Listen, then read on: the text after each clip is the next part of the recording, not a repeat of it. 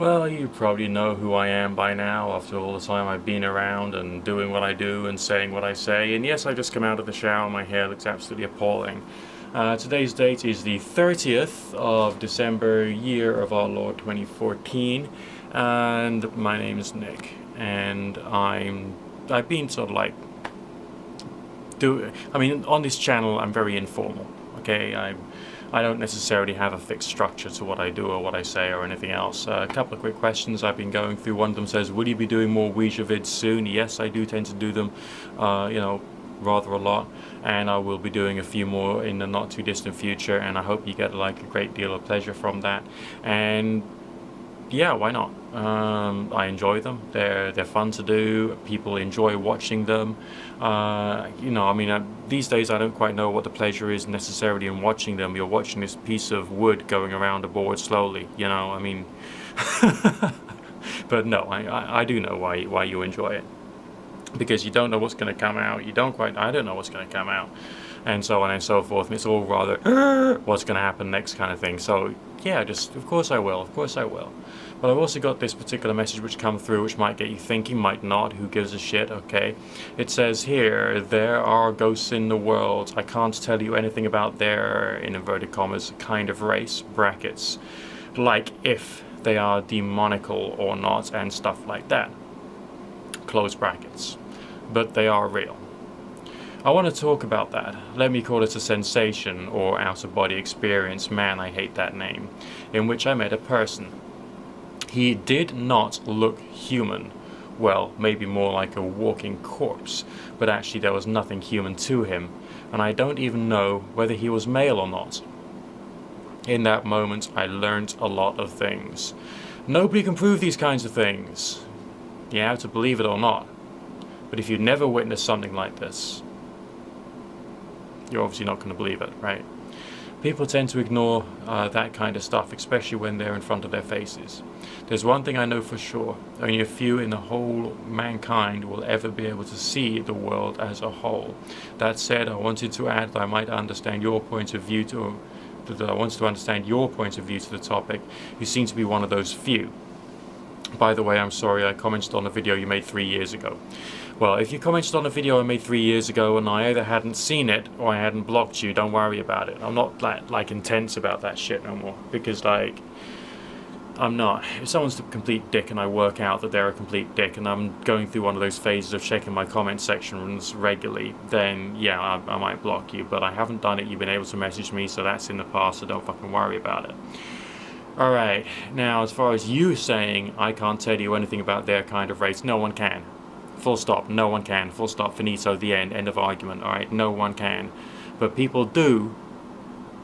Why? Because of problems. And the problems are that they can't think their way out of a wet paper bag. They're trying to sell a particular politics or ideology or theology. They're trying to make you believe something that might or might not be true. Or they don't know what they're talking about and they're talking out of their arse. And the way that they're talking out of their arse makes it seem like they are saying something of a factual nature about something which they don't actually know anything about.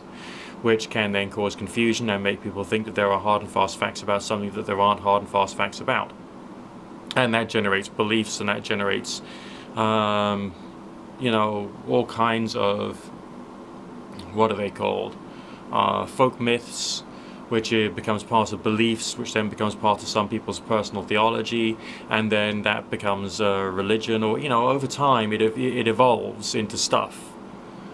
And that's why there are people who are following the religion of the ufologists and of the, reptilian, Anunnaki, God alone knows what else is they want to fucking follow, okay? But a lot of that isn't actually harmful, but it is mental. And there's even some mental things which you can do which aren't necessarily bad. But that's another subject altogether, so don't worry about that. I'm just starting to waffle now.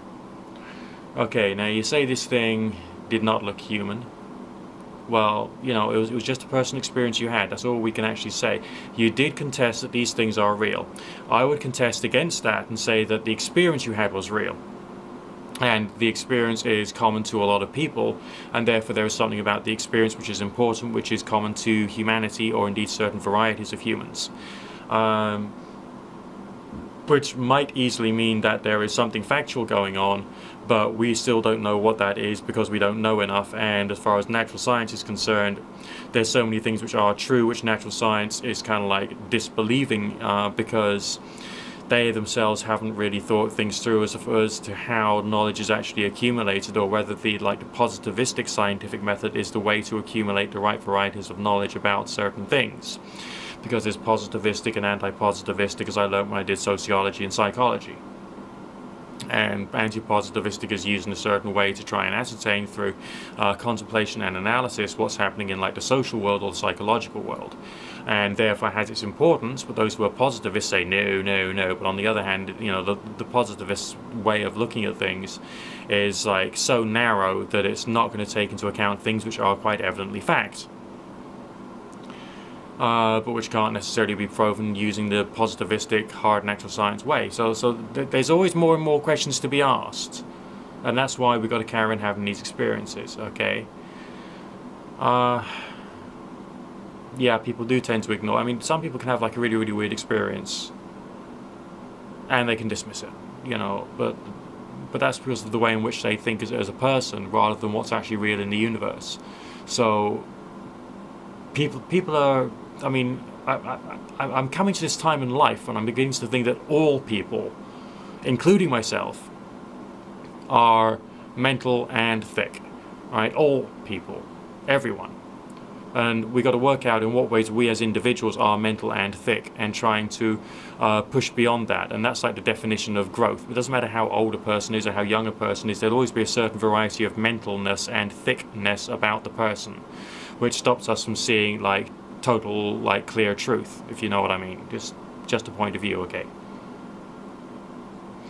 But you say like there is one thing I know for sure: only a few of the whole of mankind will ever be able to see the world as a whole.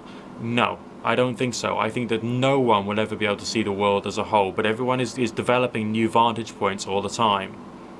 Okay, and your vantage point is going to be completely different to the vantage point of your identical twin who's living a very, very similar life, okay, in the same city with the same group of friends and the rest of it. But the vantage point, like the perceptual point of view, intellectually and all the rest of it, is going to be slightly different because they're a slightly different person, and therefore there will always be things you disagree on.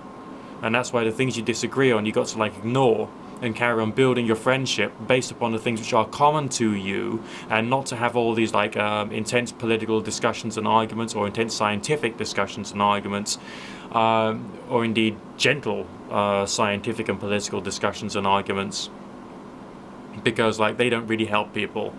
And as an individual, I'm of the opinion that you've got to think, okay, so I've developed a point of view, now in what ways can I be wrong? Alright, and trying to objectively look out for critiques of your own point of view. So that's like a growth thing that we all have to do, whether we're like a supernaturalist or a paranormalist or weird occulty, new agey, meditation-y, like strange hippie characters, alright, like what I would like to be but probably aren't really, okay? Right. So this is basically where I'm coming from. I don't think I am one of those few people who understand the whole universe, because I'm still just a normal individual. My intellectual capacity is affected by my body's ability to absorb and metabolize nutrients, and how much nutrition I can afford, and all the rest of that, and my point of education, my intellect, the clarity at which I see the rest of the world.